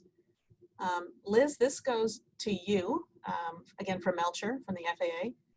Is it possible that growing human stem cells in microgravity may cause significant changes in their three-dimensional structure that could impact their physiology and make them appropriate for a micro-G environment, but not so good for subsequent 1G exposure? Hi, Melcher. So we're still doing a lot of the very fundamental research into this. It appears that stem cells grown in microgravity are normal when brought back to Earth. Of course, we've done this with live cells and frozen cells. So a number of analyses have occurred. However, certainly before stem cells grown in space are implanted into a patient here on Earth, there are many steps yet to be undertaken. The FDA, of course, GMP, best manufacturing processes will have to be really kind of run through and figured out. But what is it about microgravity that is making stem cells either stay STEMmy or expand better in microgravity? We don't even know the mechanisms involved there. We seem to be seeing that there's some cytoskeletal changes, some genes involved in cell signaling, cell-cell communication, YAP. There's a couple of publications out there, one from Mary Kearns-Yonker from Loma Linda University that you might want to take a look at. So we're still even understanding the mechanisms of why microgravity is doing this to stem cells. Of course, all cells in culture in microgravity, the cells are not experiencing being kind of flattened onto a two-dimensional plastic cell culture dish. They're allowed to be more three-dimensional and grow in 3D ways. So we're beginning to understand why microgravity is beneficial to these cells. But as of yet, we have not seen any negative impacts on those cells that would, make them great for microgravity, but not 1G. But there's a lot of work yet to be done. Thanks, Liz. And along that line, another question was, what sorts of clinical outcomes might be best predicted with tissue chips? Pathological, oncologic, maybe neuronal connectivity? What do you think? Well, you name it. So the funded studies that the NIH, and this is NCATS and NIBIB, are sending to the space station now include blood-brain barrier, kidney, cardiomyopathy, muscle, liver. And again, the intention of these studies is really not from a space health perspective, but it's using microgravity to induce a disease state, which is interesting to the NIH to help patients here on Earth, whether it's drug testing. So that seems to be a really big funded area for tissue chips. But I think you can make a tissue chip with a disease process, cancer on a chip, you name it. I think there are no bounds right now, which makes it a pretty exciting field. So that's what the NIH is using it for. But I think, you know, later you're going to hear from Trish, and you know, one of the next things they're looking at, in fact, they just maybe about a month ago announced some projects where, in order to tease out what's happening, you know, what is space radiation versus what is microgravity effects, they're going to expose some tissue chips to beam radiation. I think Dr. Chancellor could probably talk to that as well. And that's kind of helping tease out what affects our space radiation, what affects our microgravity. So I think the tissue chip field is pretty wide open. Yeah, Liz, I absolutely agree with you. I think they're really exciting. I know at first we started with just very few types of tissue chips. I think we were limited to the proximal tubule in the kidney, albeit critical, but I would love to see other organ systems, parts of organ systems. So Dr. Chancellor, back to you. Certainly Liz did talk about tissue chips, and then we also have a question about, is there some sort of data showing that some forms of radiation can even be protective against cancer? And can you reflect on this? I'm not really sure about that question. So Dr. Lee, if you want to contact me online, I can refer to you to some of my collaborators who would be have more expertise to answer a question like that. I do know, and I haven't followed up on it recently, that several years ago there were labs looking at pre-dosing animals and patients with protons to try to sync all the cells into the same part of the cell turnover cycle, with the idea that they would either all be in sync and more susceptible to radiation or more resilient against radiation. But I haven't seen much on that lately. But I do believe that there's a lot of ignoring of the fact that the body is a pretty awesome machine and very resilient and able to adapt to extreme environments, like similar to what space radiation or microgravity would cause to the body. So I would be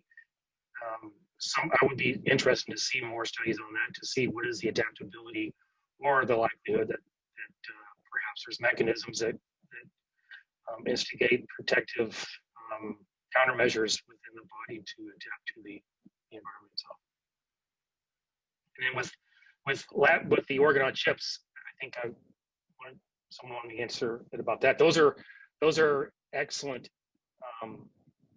developing analogs for studying organ systems and cells. But I would encourage it to always be compared to actual measurements in humans, not to ignore the whole vasculature operating as a system or the whole physiology operating as a system, because what you see dosing one organ system or one cellular type of chip is not necessarily going to be reflected in the complexity of the human body acting as one. All right, thank you very much. This is a question I'm going to throw out to the group. Whoever would like to answer it can give it a shot. If commercialization opens up the physical space available in orbit, and we recognize models have their limits, is it time to think about an orbital facility dedicated only to medical research? Is it too ridiculous to envision an NVHAB or CAMI on orbit? Who would like to? Usually I punt all difficult questions to Michael Barrett, but anybody can take that one. Well, I will start, and then I'm going to punt it to Steve Laurie, who's actually one of the senior in-house scientists. So it's an interesting question. You know, I'll point out that the one thing we don't have in zero-G is zero-G controls. Like, you know, there's no zero-G bed rest facility that takes people and just puts them up there and doesn't do countermeasures. Or you could say that maybe that's not quite ethical. We've never flown people without some degree of countermeasures beyond some of our early Apollo missions. And of course, those weren't all that long. So it's something you'd want to be very careful about. However, you run the risk of finding that maybe your countermeasures aren't quite as effective as you think, because you've just never done what we would consider a gold standard study on the ground. You know, when we do a bed rest study for exercise pre-flight, some are literally couch potatoes and some exercise. We just don't do that in flight. So then the question becomes, how useful is that really for you? You could definitely make a case for wanting to study people in the work environment, which is the population we have on station right now. So, you know, what are the physiologic responses to people as they're doing what people do in space? ISS is a tremendous laboratory. In fact, I consider it almost an urgency to get a lot of these basic physiologic systems studies done, because it'll be a long time before we ever have anything as large and capable as ISS with people doing what people do in space. So I would definitely put my money there first and try to shift the priorities a little bit.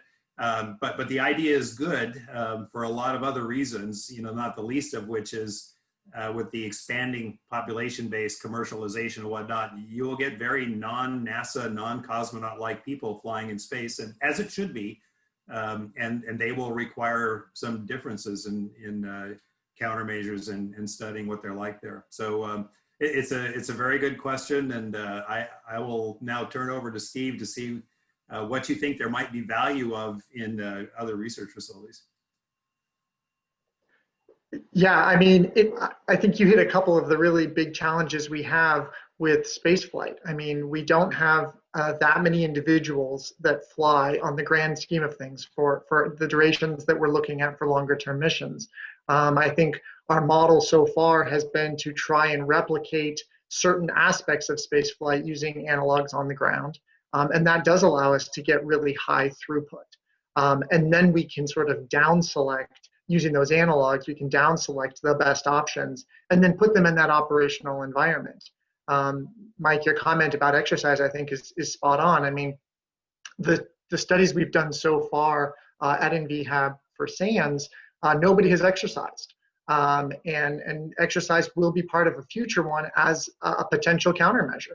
But we know that everybody exercises on ISS. And so there's clearly a disconnect there.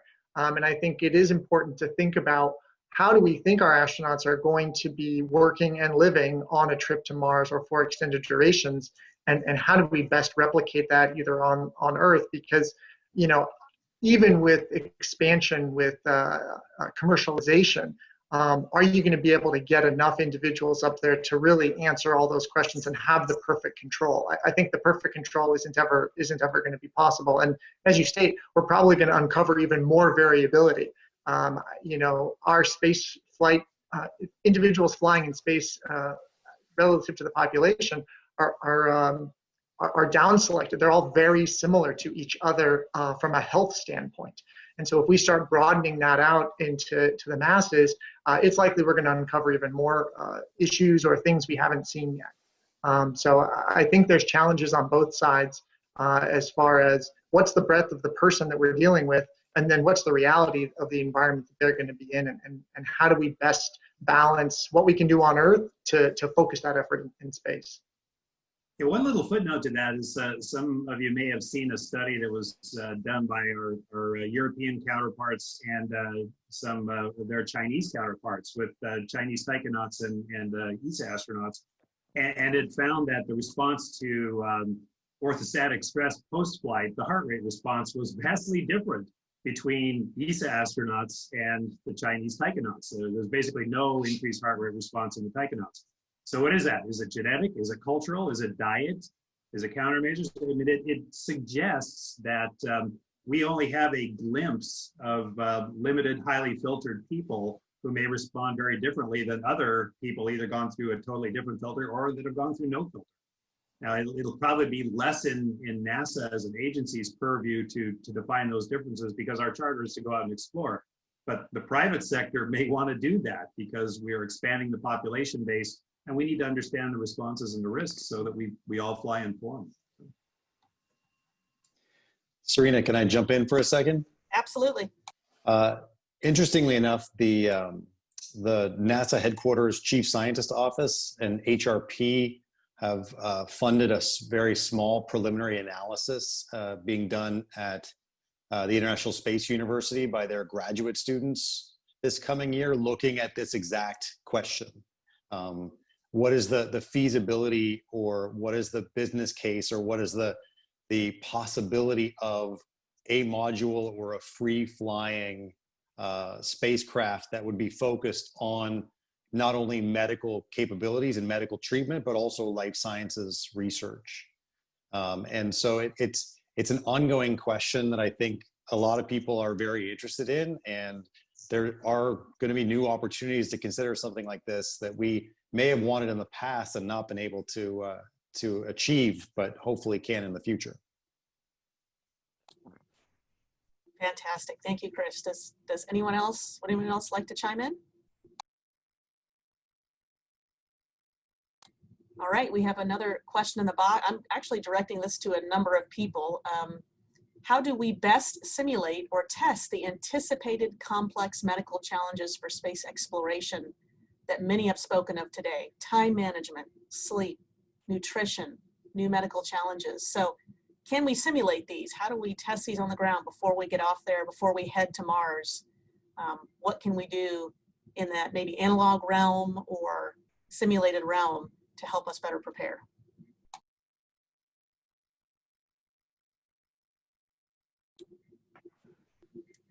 I can start just real briefly. We had an internal shuttle symposium recently to talk of some of the people who worked shuttle to kind of get some lessons for Artemis. And I think one of the big lessons that I took away was we really do need to do better simulation, especially for complex medical tests.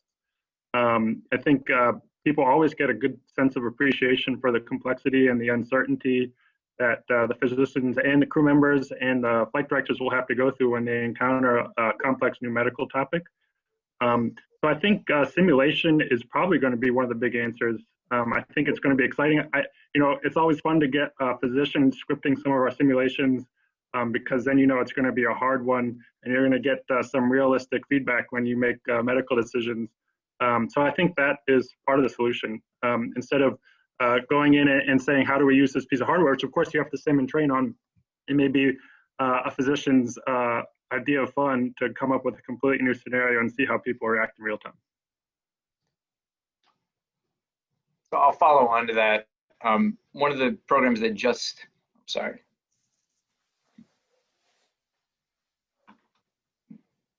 not sure if you guys are hearing me. I'll keep going. Okay, good. I'll go until someone tells me not to.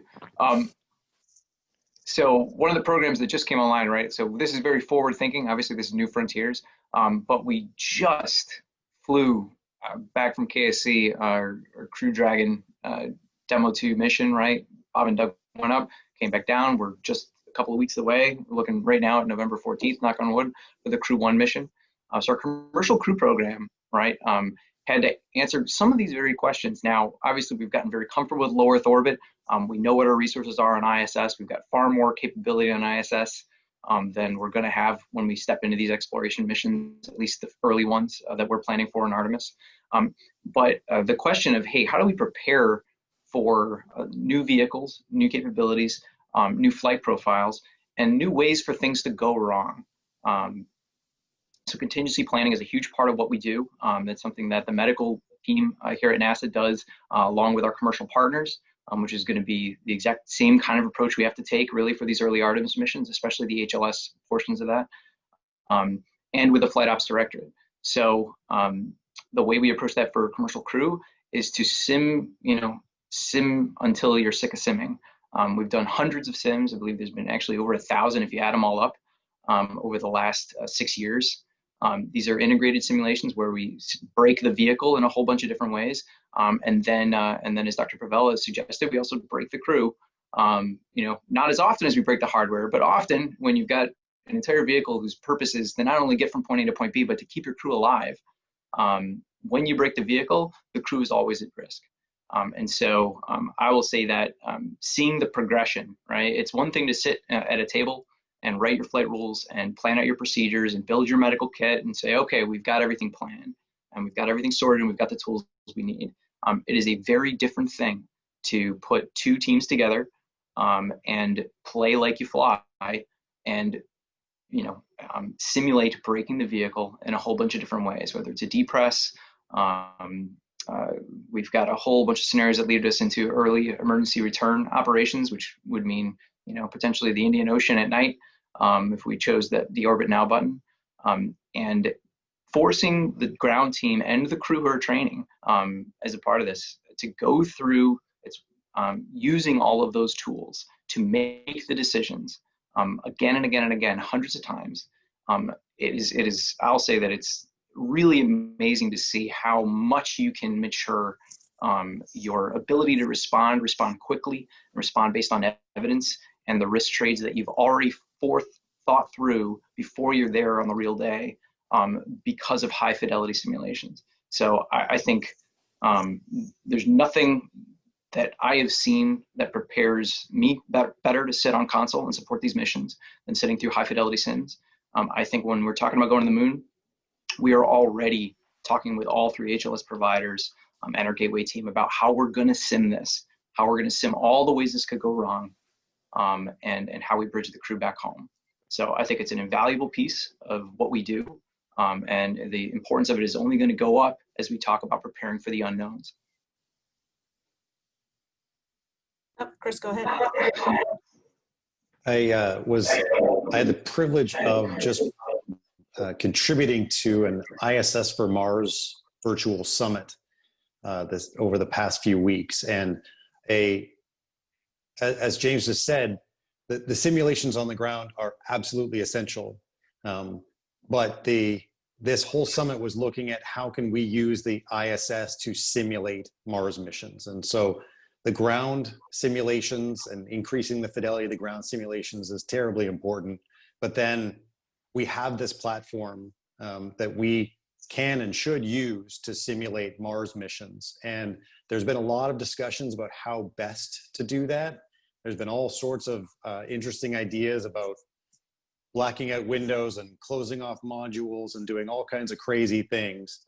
And everything's kind of on the table right now. But even stepwise, simple tasks we can start to simulate for Mars. So one of the ideas that came up specifically during our discussions from the Canadian Space Agency was, can we start to offload flight surgeon tasks that would have been done on the ground to a physician, astronaut, crew medical officer in a similar way to what we would do on Mars?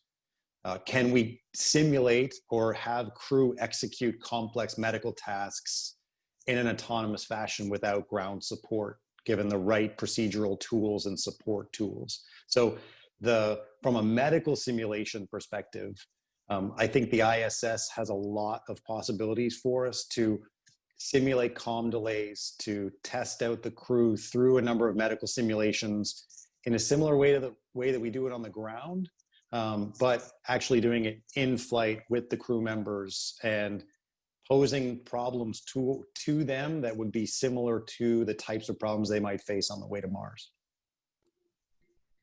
Chris, thanks for that. And just to make sure, I think we've got a question from Dorit. Good to see you here today, Dorit. And I think this may have been answered, but the question was to Dr. Paterini about how do you handle or do the off-nominal sims? And James, I know you talked about part of that there. Is there anything else you wanted to add? Hopefully I covered it, I think in probably the appropriate level of detail for here. I will say that learning from our history, right? Everyone's aware of, we're talking to some of our Apollo astronauts yesterday.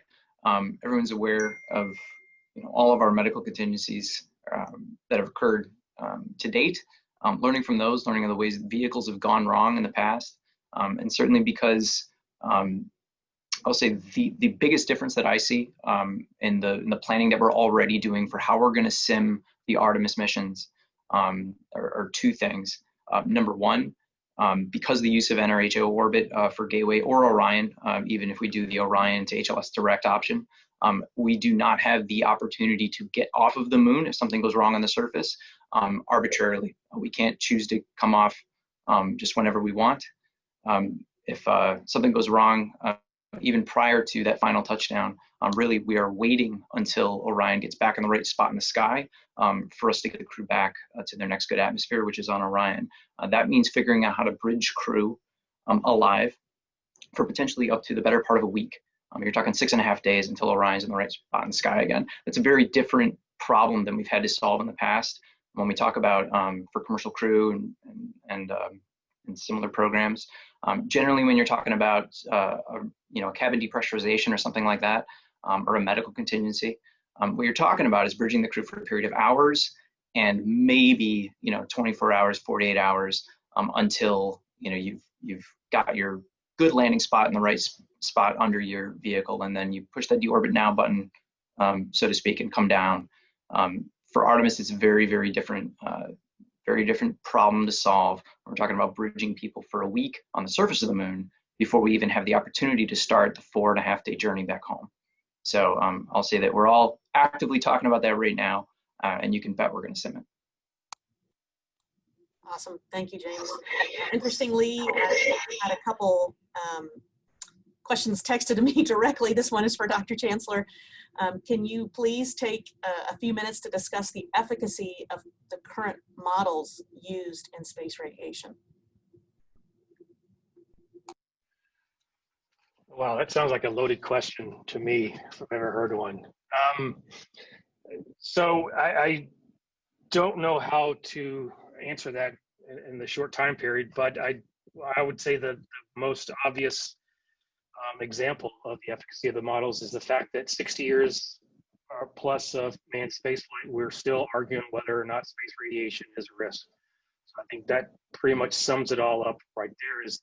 And that's not necessarily because of effort, it's mostly because we've been limited technologically on how we simulate the space radiation environment, the mammalian models we are allowed to use, and the fact that we can't dose our bosses with space radiation, use them as models to see what the outcome is going to be for that type of dose. So that's right now. I think it's been problematic, but I think lately there has been a lot of advances with technology, whether it's high performance computers, the lab on a chip or the organ on a chip, cells on a chip capabilities, and the advancement of dosimetry techniques that I think over the next 5, 10, 15 years, I think we'll be able to make some pretty significant jumps in our understanding of what the actual risk is. But I always try to caution everybody. As I'm on this panel with a bunch of physicians and biologists, and I'm not a biologist, I'm not a physician, but I work closely with them. But what I do know is modeling. That's what my lab does. We do computational modeling. So I always caution everyone to understand that even the results that our lab produce, I always disclaim it with the fact that it's mostly wrong until we prove it's right. It's a model until we validate it with some physical measurement, or we can argue robustly that it does somehow demonstrate another physical outcome that we're trying to simulate.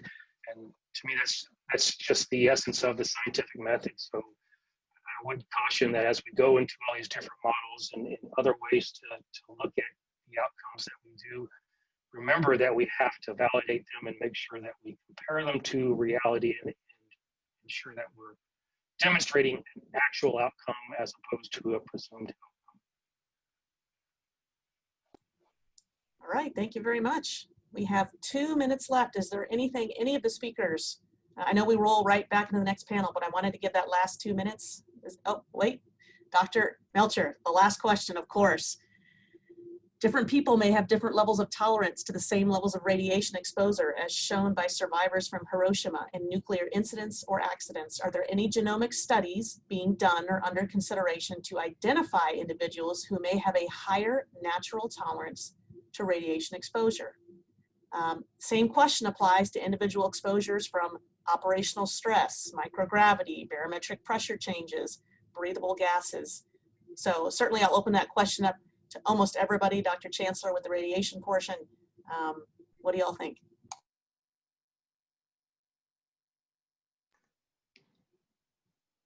So I'll take a chunk of that.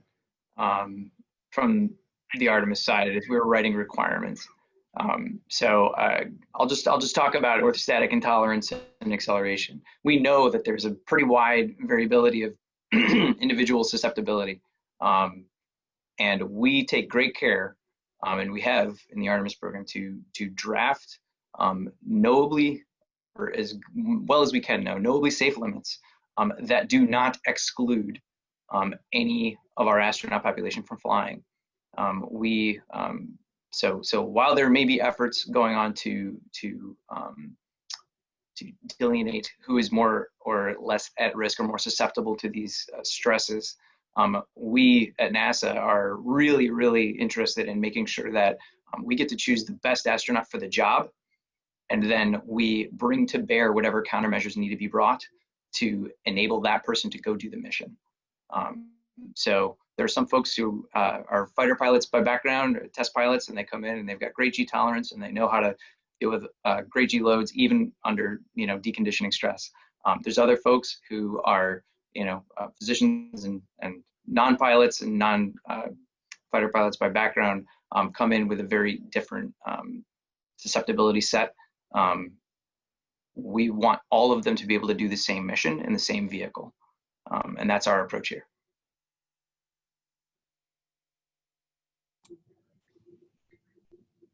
All right, I know we're just about out of time. Would anybody else like to comment?